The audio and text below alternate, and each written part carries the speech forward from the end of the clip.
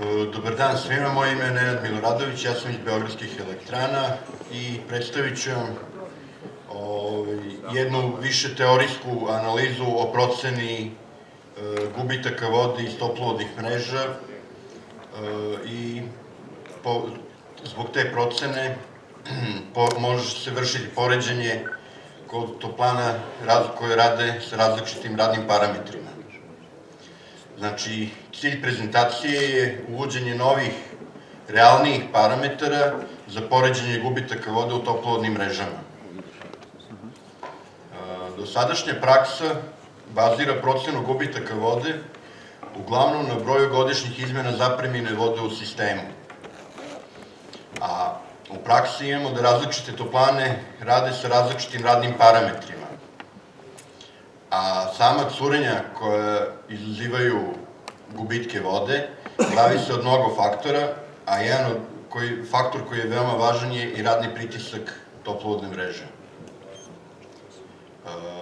Pored pritiska u toplovodnoj mreži utiče i veličina sistema, kao i radna temperatura i drugi parametri, naravno, pre svega starost toplovodne mreže, zatim dužina toplovodne mreže, onda imamo da utiče mesto curenja i stanje pregradnih ventila, jer može se desiti, na primjer, da imamo mesto curenja koje je blizu toplane, pa moramo prazniti veliku količinu vode da bi se curenje saniralo. I naravno bitno je i vreme od nastanka curenja do njegovog saniranja, odnosno vreme koje protekne dok se ne angažuju izvođači koji će sanirati to curenje. Sam intenzitet isticanja vode, pa i količina gubitaka, direktno zavisi od radnih parametara toplane. To su radni pritisak, količina vode u toplovodnoj mreži i kinematska viskoznost, a preko kinematske viskoznosti utiče i radna temperatura, pošto se kinematska viskoznost ima zavisnost koja direktno zavisi od temperature. Za lociranje curenja bitni su trenutni gubici vode u sistemu i za analize se koriste podaci o dnevnoj, mesečnoj i godišnjoj količini utrošene vode. Zatim, pored svega ovog navedenog, na količinu izgubljene vode utiče i kvalitet izvedenih radova, zatim vrsta toplovoda, toplovodi mogu biti kanalski ili predizolovani, različito se detektuju curenja, zatim bitna je drenaža voda i sl. U ovoj teorijskoj analizi koju ću vam predstaviti, bitnu ulogu igra fizička dimenziona analiza. Ukoliko pretpostavimo da specifični gubici vode, ja sam ih označio sa L, zavise od nekih bitnih fizičkih veličina, onda preko dimenzione analize znamo da kombinacija tih fizičkih veličina mora da ima dimenziju, u ovom slučaju kilograma u sekundi, SI, sistem mernih jedinica. Može se pretpostaviti da specifični gubici vode u sistemu predstavljaju zavisnost radnog pritiska, zapremine vode u sistemu, radne temperature i kinematske viskoznosti vode. Matematički označeno, to ispada proizvod tih veličina sa određenim eksponentima. Ti eksponenti su koeficijenti A, B, C i D, koje treba preko fizičke dimenzione analize da odredimo. Ovde imamo 4 ta koeficijenta i ukoliko ubacimo merne jedinice da su specifični gubici vode u kilogramima u sekundi, radni pritisak u barima, odnosno u osnovnim mernim jedinicama SI sistema, zapremina toplovodne mreže metara kubnih, kinematska viskoznost vode metara kvadrat u sekundi i radna temperatura u kelvinima, dobijaju se 4 jednačine sa 4 nepoznate iz kojih se mogu odrediti ovi koeficijenti. Ja sad ovde nisam ulazio u detalje proračuna, ali krajnji rezultat je da specifični gubici vode zavise od radnog pritiska, zapremine vode u sistemu i obrnuto su proporcionalni kinematskoj viskoznosti. Ovaj prethodni koeficijent D je 0, tako da temperatura ne utiče direktno na krajnji rezultat, ali ovde vidimo da se pojavlja kinematska viskoznost. Znači, ti specifični gubici vode direktno zavise od radnog pritiska i zapremine vode u sistemu, a obrnuto su proporcionalni kinematskoj viskoznosti vode. Direktna zavisnost temperature ne postoji, ali je zavisnost temperature indirektna preko kinematske viskoznosti, jer ona menja vrednosti i zavisi od temperature.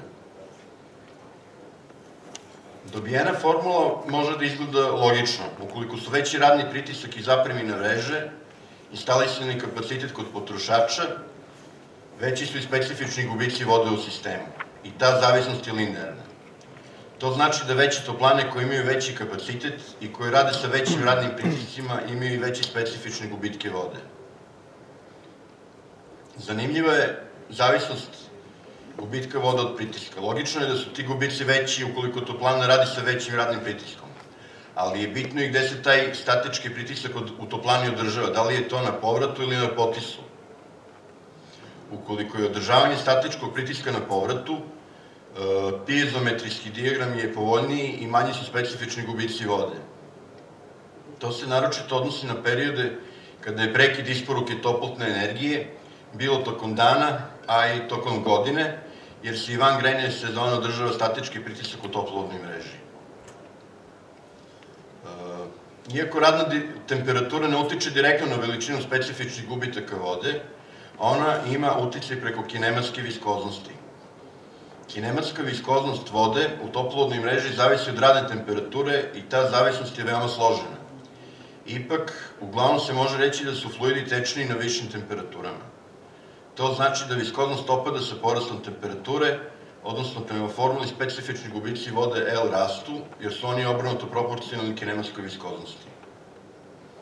I taj rezultat je logičan i iz ovoga se može zaključiti da modernizacija primarnog dela postanica sa ugradnjom odgovarajuće automatike koja snižava temperaturski režim rada povoljno utiče na smanjenje gubitaka curenja u toplovodnoj mreži. Da bih ovo ilustrovao, ja sam naveo dva fiktivna primjera. U prvom primjeru se radi o jednoj istoj toplani gde se posle određenog vremenskog perioda menjaju parametri. Karakterističan je primjer neke toplane koje u jednoj sezoni usled gašenja kotlovnice došlo je do povećanja konzuma za oko 40%, na primjer. Takođe, usled konfiguracije terena na kojem se nalaze ugašeni toplotni izvori, čije korisnike preuzima ta toplana, izgrađena je prepumpna stanica, čime su znatno povećani radni pritisci u toplovodnoj mreži. Možemo porediti specifične gubitke L1 pre proširenja i L2 posle proširenja u toplani. Ovde je odnos taj koji iz izvedene formule može da se dobije i uvrstimo, na primjer, da je pre proširenja pritisak u toplani bio 8 bara, posle proširenja 11,5 bara, znači imamo neko povećanje pritiska, i da je 40% povećana zapremina vode u mreži, dobijemo da je specifični gubitak vode porastao skoro duplo. Znači, iako je bilo povećanje konzuma od 40%, specifični gubici vode su skoro udvostručeni. Drugi primjer je ako imamo dve različite toplane. Na primjer, imamo neku fiktivnu toplanu A koja ima parametre radnog pritiska od 6 bara, zapremine mreže od 1000 kubika i godišnji broj izmena vode u sistemu 6. A toplana B radi sa duplo većim pritiskom od 12 bara, ima, na primjer, zapreminu mreže od 1500 kubika i godišnji broj izmena u sistemu 9. Ukoliko se u obzir za poređenje uzmemo samo godišnji broj izmena vode u sistemu, možemo zaključiti da toplana B troši 50% više vode. Međutim, ako uzmemo u obzir ovu analizu koju sam ja napravio, možemo izračunati koliki su specifični gubici vode i ako pretpostavimo da bi toplana A radila sa istim parametrima kao toplana B, znači imala bi 2 puta veći pritisak nego što ima toplana A, onda bi i broj godišnjih izmena bio duplo veći, pa bi tada bilo 12 izmena vode u sistemu. Tako da se sada situacija potpuno preokrenula, tako da toplana B onda troši po tome 25% manje vode nego toplana A. I na kraju da pređem na zaključak. U radu je izvedena formula za specifičan gubitak vode L, koji zavisi od radnog pritiska, zapremine vode u sistemu i kinematske viskoznosti. Upotrebljena je dimenziona analiza radi izvođenja formule. Izvršena je i diskusija dobijenog rezultata, a dati su i primjeri za poređenje specifičnog gubitka vode za rad na istoj toplani sa različitim režimima rada, usled povećanja kapaciteta, kao i fiktivnih različitih toplana A i B. Prema izvedenoj formuli, specifični gubitak vode direktno je proporcionalan radnom pritisku u toplovodnoj mreži i zapremine vode u sistemu, a obrnuto je proporcionalan kinematskoj viskoznosti.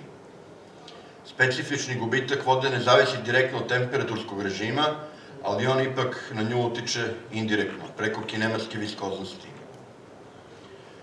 Često se u Srbiji vrše poređenje gubitaka vode sa toplovodnim mrežama u Danskoj, koji ima napredniji i razvijeniji sistem daljinskog grejanja. Međutim, treba imati u vidu da pre svega zbog konfiguracije terena, da su radni pritisci u srpskim toplanama viši nego u Danskoj, pa samim tim i količine izgubljene vode, koja direktno zavisi od veličine radnog pritiska. Na ovaj način, uvođenje koeficijenata curenja koji zavise od radnog pritiska i temperature, dobije se neka realnija slika u proceni gubitaka vode u toplovodnim mrežama. Evo ovde za kraj imate iz prakse fotografije curenja toplovoda. Ovde imamo jedan predizolovani toplovod gde može da se vidi nezaliveno spojnice i tako dalje. Hvala na pažnju. Zahvaljujem se kolegi Miloradoviću na ovom interesantnom pogledu na jednu običajnu temu kojom se svi redovno bavimo, ali evo, malo pogled na istu temu sa druge tačke. Da li imamo pitanja? Ja bih imao jedno pojašnjenje i jedno pitanje. Prvo, ne bi se sa kolegom Miloradovićem složio da je ovo teorijski rad, zato što je izdao primjer prvi da je to prepoznao sam toplana Miljakovac, prepumpna stanica i da je pokazao sa povećanjem pritiska sa 8 bara na 11 bara da nam je koliko porastao gubitak vode.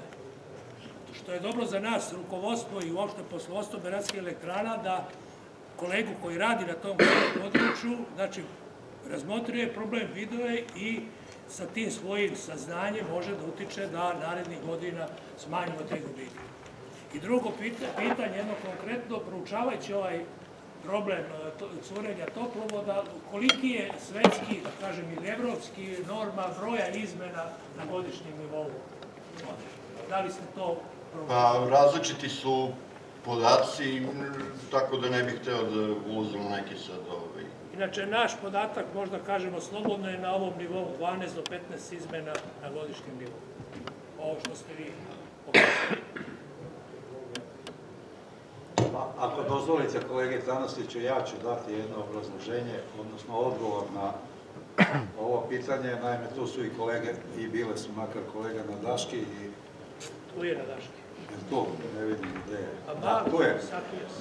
U okviru KFP 1 projekta, kad smo radili prikupljanje podataka, pripremu za sam projekat, gospodin Kalkum, koji je bio konsultant u pripremi dokumentacije i tenderskih dokumenta, tražio je upravo podatke o curenjima u sistemu i postavljanja ciljnog zadatka, šta treba da postigne. Onda sam ga ja pitao otvoreno da mi kaže, a šta je to čemu mi treba da težimo i šta je ono što mi treba da postignemo i šta je upravo ovo pitanje, šta je to nekakva norma evropska, da kažemo. On mi je onda odgovorio da za dobro urađene distributivne sisteme i dobro održavane, što za naše ne važi ni jedna ni druga od ovih konstatacija, taj broj izmena treba da bude do 4 godišnje. Do 4 godišnje. I onda mi je izneo primjer da je u Danskoj da su to 2 izmene i tako dalje. Ali mi je isto tako odgovorio da za ono što mi danas imamo u Srbiji i konkretno što imamo u Beogradu, a mi smo tog momenta, moramo reći, imali tad 2002. 2003. kad smo ušli u projekat KFP1, 23 izmene. Sad ste čuli koliki je taj sad podatak u Beogradu posle ovih 10 ili 12 godina. da bi bilo za nas ok da dođemo vremenom na 8 izmena.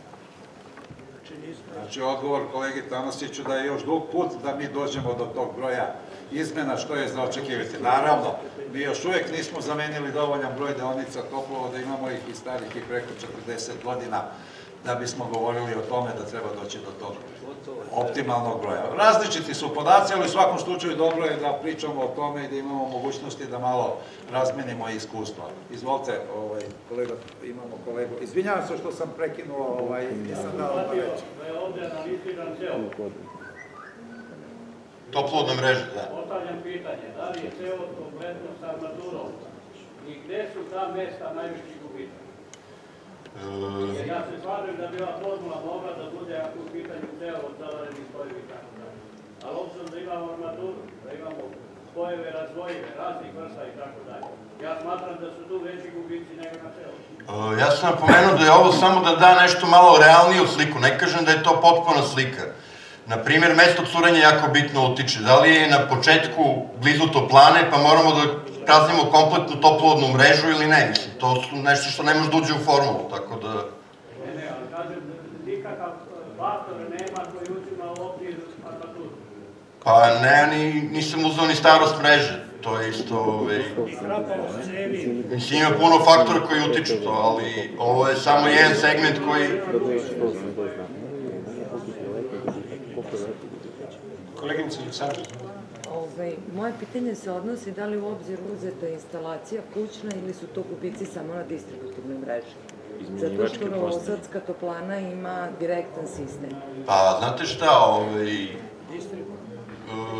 bazirano je na gubicima primarnog toplovoda, ali imamo i mesta gde zbog curenja sekundarnog toplovoda pusti se dopuna, pa i ona uđe u taj zbir.